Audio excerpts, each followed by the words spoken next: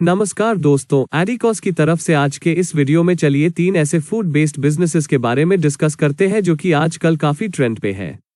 देखिए, food business एक ऐसा बिजनेस है जिसका हिंदुस्तान में काफी स्कोप है और आने वाले टाइम में इस इंडस्ट्री का डिमांड बढ़ना ही है, क्योंकि खाने पीने का सामान तो हर किस्म के लोग खरीदेंगे ही। खासकर कि अगर वो उनको रेडीमेड मिले, फ्रेश मिले और जल्दी जल्दी मिले, यानी कि उनको ज्यादा इंतजार ना करना पड़े। तो आइए एक एक करके इन्हें जानते हैं। पहला है कैफे आउटलेट्स। कैफे आउटलेट्स का बिजनेस एक ऐसा बिजनेस है जो कि आजकल काफी लोग शुरू कर रहे हैं। इसका कॉन्सेप्ट किसी साधारण रेस्टोरेंट से थोड़ा अलग है। जहां साधारण किसी रेस्टोरेंट में लोग सिर्फ खाना खाने आते हैं अपने परिवार या दोस्तों के साथ, कैफेज में ज्यादातर यंग क्राउड आते हैं, खास करके जो अनमैरिड कपल्स हैं। उन लोगों को दरअसल आपस में प्यार की बातें करने के लिए एक शांत जगह चाहिए होता है जो कि थोड़ा सिक्लूडेड हो और बाकी लोग ज्यादा इंटरफेयर ना करे।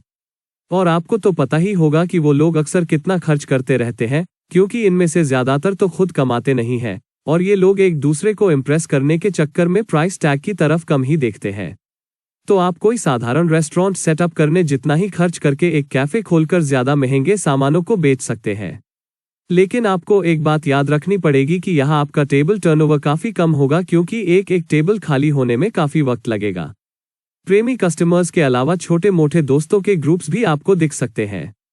अपने कैफे के अंदर आप एक वार्म एनवायरनमेंट बना सकते हैं, जैसे कि मान लीजिए कम पावर के येलो लाइट्स देकर आप एक शांत एनवायरनमेंट बना सकते हैं। अगर कस्टमर्स को आपके कैफे के अंदर के वाइब्स पसंद आते हैं तो वो बार बार आएंगे और कैफे में टाइम स्पेंड करेंगे।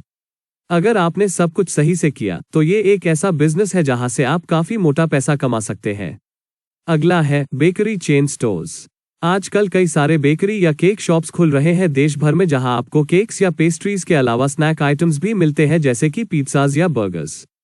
ये बिजनेस भी आजकल काफी ट्रेंडिंग है, क्योंकि यंग लोग जैसे कि कॉलेज या यूनिवर्सिटी के स्टूडेंट्स अक्सर ऐसे स्टोर्स से शाम को घर लौटते वक्त हल्का पुल्का कुछ खा लेते हैं। इसके अलावा आपको बर्थडे केक्स भी रखने पड़ेंगे उन कस्टमर्स के लिए जो घर में फैमिली मेंबर्स के साथ या कुछ दोस्तों के साथ छोटे बर्थडेज या एनिवर्सरीज मनाते हैं। ऐसे कस्टमर्स आके तुरंत नाम लिखवा के केक्स ले जाते हैं। आजकल केक शॉप्स में केक से ज्यादा स्नैक्स ही बिकते हैं, तो आपका स्टॉक आपको काफी सोच समझकर चुनना पड़ेगा। आपको इसके लिए कोई दुकान खरीदने की जरूरत नहीं, आप मार्केट में एक अच्छा लोकेशन देख के किराए पे भी एक दुकान ले सकते हैं। हाँ, पर कुछ लोगों को गलतफहमी होती है कि ऐसे जगह पे दुकान खोलना चाहिए जहां आसपास और कोई कंपेटिटर ना हो। आपको दरअसल ऐसी जगह ही दुकान खोलना चाहिए जहां आसपास आपके कंपेटिटर्स हो, क्योंकि आप जब मार्केट में नए होंगे तो कोई आपको नहीं जानेगा, तो कस्टमर्स आपके पास खुद चल के नहीं आएंगे। लेकिन अगर आप अपने कंपेटिटर के स्टोर के बगल में ही अपना स्टोर खोलते हैं और उससे सस्ता या बेहतर क्वालिटी का माल कस्टमर को देते हैं तो अगली बार से वो आपके पास ही आएगा। बस ध्यान रखिएगा कि आपका कस्टमर सर्विस अच्छा होना चाहिए।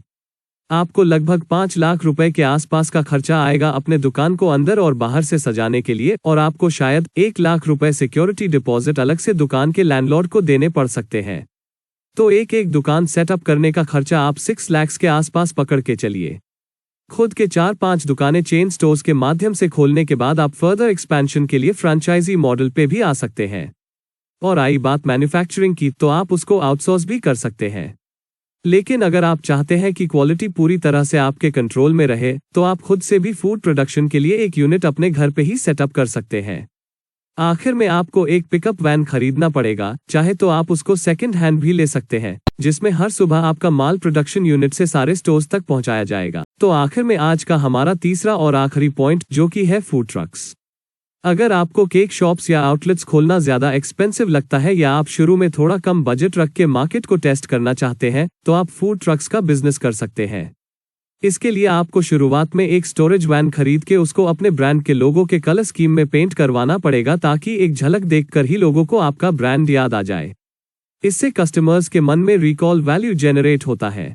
इसके बाद आपके पास 2 ऑप्शंस होंगे, या तो आप अपने घर में खाना बना के वैन्स में लोड करके जगह जगह रेडीमेड खाने को बेच सकते हैं, या फिर आप वैन में ही किचन बना सकते हैं और हर रोज उसको किसी पब्लिक प्लेस पे ले जाके गर्मागर्म खाना लोगों को फ्रेशली सर्व कर सकते हैं।